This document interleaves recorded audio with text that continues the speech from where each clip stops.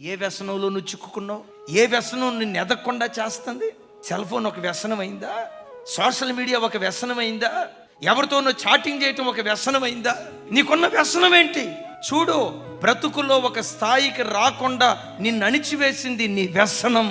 అది చదువులోనైనా, వ్యాపారంలోనైనా, ఆధ్యాత్మిక స్థితిలోనైనా ఒక శిఖరం మీద కూర్చోకుండా నీ బ్రతుకును అణగదొక్కింది నీ వ్యసనం.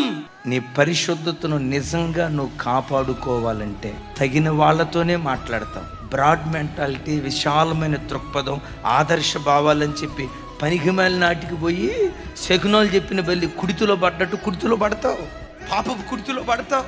ఏ వ్యసనంలో మీరు చిక్కుకున్నారో జాగ్రత్త. నీకు నాకు ఏదైనా వ్యసనం ఉంటే ప్రార్థనే మనకు వ్యసనంగా మారును గాక, వాక్య ధ్యానమే మనకు వ్యసనంగా మారును గాక, దేవుని సన్నిధిలో కన్నీళ్లు కారుస్తూ విలపించటమే అదే మనకు వ్యసనంగా మారును గాక.